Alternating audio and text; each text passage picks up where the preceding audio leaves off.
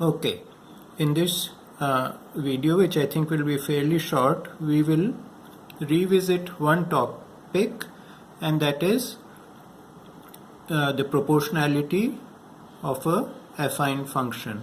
So in the last video, I had started with this particular page where I had said in a linear function f of x and x are proportional, that we have seen many times. So if f of x is equal to 4x, this is the table and this is a relationship. You multiply by 4, you get these values. So you saw 4 over 1 is equal to 8 over 2 is equal to 12 over 3.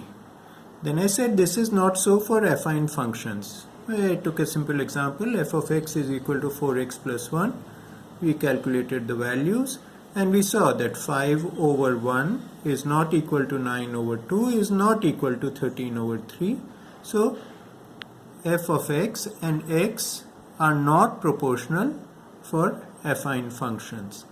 But there is a certain amount of proportionality that does come in for affine functions, and actually on this page of the book Chaperon-Lecourt, right at the bottom, Représentation graphique d'une fonction affine, right at the bottom, that said quand x augmente de e, f de x augmente de 2. This is for this particular function affine, that is f of x is equal to 2x minus 3. And similarly here, where we had h of x is equal to minus 3x plus 2, where a is equal to minus 3, b is equal to 2. Here it said quand x augmente de 1, h de x diminue de 3. We will look at this. I'll give you examples and I will explain it. I have to now turn a few pages. All this we have done. And now we come to this page where I make this statement: fonction linéaire f de x est proportionnel à x, mais in a fonction affine, les accroissements de f de x sont proportionnels aux accroissements de x. So what is accroissement? Accroissement means increase. So here f of x is proportional to x. Here the increase in f of x is proportional to increase in x. I've written it in English. Affine function, increase in f of x is proportional to increase in x. When I say increase, it could also be a decrease. A decrease in f of x is proportional to decrease in x. We will now take an example and show this. Let's take an example.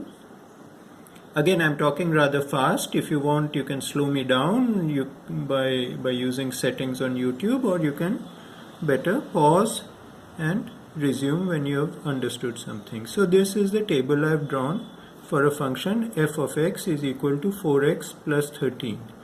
I have taken some values: minus 1, 0, 1, 2, 3, 4, 600, 929, 1068, and I have written the corresponding f of x values in the row below.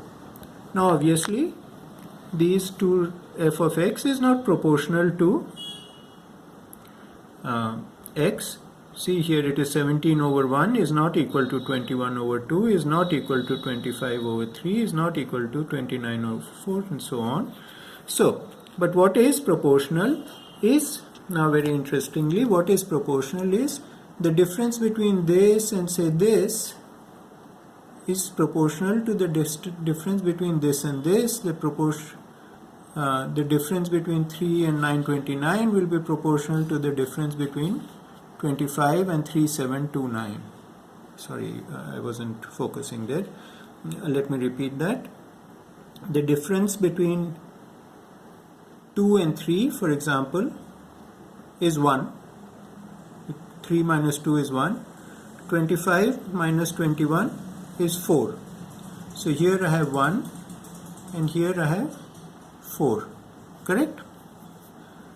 Now let's take any other one. Let's take 3 and 4. 3 and 4, difference is 1. 25 to 29, difference is 4. So for every difference of 1, the difference is 4. 17, 21, 4. Now, so the differences are proportional. 4 over 1, 4 is equal to 4 over 1 is equal to 4 over 1. But what if we took a longer thing? If we went like this, what's the difference between 4 and 1? What's the difference between 4 and 1? The difference between 4 and 1 is 3. And what is the difference between 17 and 29? It is 12. So here you have 3 and you have 12. 12 is 3 into 4, where this is the number 4. Okay? I may not have been focusing correctly, but we will. I will explain to you as we go along with several examples. If x goes from 0 to 1, this is an increase of 1, no? From 0 to 1 is an increase of 1. 0 to 1. F of x goes from 13 to 17. 13 to 17, which is an increase of 4. From 13 to 17 is 4. 17 minus 13 is 4. 1 minus 0 is 1. So what's the difference between, what's the ratio between these two? 4 times. 4, 1. 4x. Let's take, if x goes from minus 1 to 3, if x goes from minus 1 to 3, what is the increase? Increase is 4, no? 3 minus minus 1 gives us 4. Increase of 4. F of x goes from 9 to 25. F of x goes from 9 to 25. So increases of 16. Why 16? Because 25 minus 9 is 16. So again we see that the ratio between the increases of x and f of x is 4 times. 4 over 1 is equal to 16 over 4. Let's take a rather extreme example. If x goes from 2 to 929, here 2 to 929, there's an increase of 927. That's very simple. 929 minus 2 is 927. And f of x goes from 21 to 3729. So we get f of x goes from 21 to 3729, which is an increase of 3708. This 3708 is 3729 minus 21. So we get, again, if you multiply 927 into 4, you will get 3708. So you see the increase of x is proportional to increase of f of x in the ratio 4. Why what's so special about this number 4? The thing special about this number 4 is that it is equal to a. This is a, or coefficient director in this function, or coefficient. When you talk of an equation, you don't use the word director. So increase in x is proportional to increase in f of x in the ratio of a. So whatever is the a, this will be the increase here. Let's take a decrease. If x goes from 1068 to 600, that is a decrease of 468. F of x goes from 4285 to 2413. 4285 to 2413, that's a decrease of 1872. And again you see these numbers have a ratio of 4x. So here the decrease, here also decrease. So it just means that if you increase or decrease x, f of x increases or decreases by a proportion of 4. Can we prove this? Yes, we can prove this.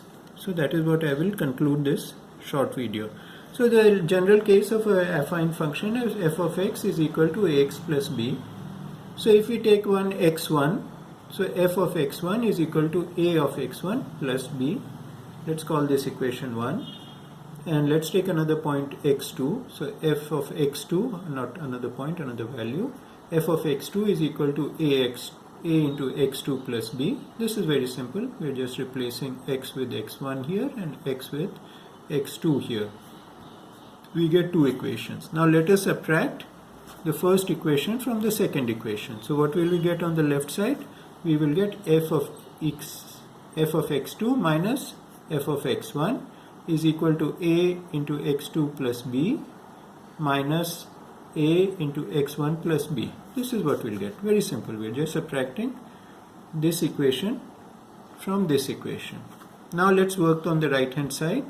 Let's remove these brackets. We'll get ax2 plus b minus ax1 minus b, because we have removed the bracket, so this becomes minus b. So we get b and b cancels out, so we get ax2 minus ax1, which if we factorize gives us a of x2 minus x1. If we just factorize, put a outside the brackets, so we get f of x2 minus f of x1 is equal to a. This is the ratio of x2 minus x1. Remember that 4 in the previous example was a. So this proves that the difference of x is proportional to difference of f of x and in a ratio of a. Okay. Increase in f of x is equal to a into increase in x. Not written very clearly, but that's what it says, increase in x. And if a is negative, for example, f of x is equal to minus 2x plus 3, then as x increases, f of x decreases. This formula will still hold, because instead of a positive number a here, you will have a negative number here. Okay. So now this is a short video on proportionality, but so I will now ask you to do one problem, so that, you know, like always, we know that you have watched the video. And that problem is, just before that, there was last assignment or 2 assignments back, I'd asked you to do this problem 18, Pochak fonction affine G, comment varie G de x lorsque x augmente de 1. So here many of you had taken 2 values and calculated and written the difference. But now we know very simply, when x augmente de 1, in this particular case, x will augmente de 1, then f of x, G of x will augmente the set, because set is equal to a. Here, if G of x augmente de 1 in this G of x, then if x augmente de 1, here f of x will diminue par 4, moins 4. So similarly here, if x increases by 1, G of x will increase by 1/5. Here, if x increases by 1, then G of x will increase by 3. No, not 3. This is a. Will decrease by 2/3 into minus. This you can write minus 2/3 x plus 3. Okay. So this is a problem you had done. This is a simple way of doing it. But here is another problem, number 43. Dans un repère, tracez la droite D représentant graphiquement la fonction. This is a function. Recopier complétant en cédant du graphique. You can look it up or you can calculate like we have just done. Lorsque x augmente de 1, f de x augmente ou diminue. Lorsque x augmente de 2, f de x augmente, diminue. You fill it in. Lorsque x diminue de 1, f de x. So this is a very simple problem. Okay, I'll make it even simpler for you. Don't do 43a. You don't have to write draw the graphic. You just have to do part B, and you can do it from the calculations which we have seen. I will stop here, and this one you have to submit to me today.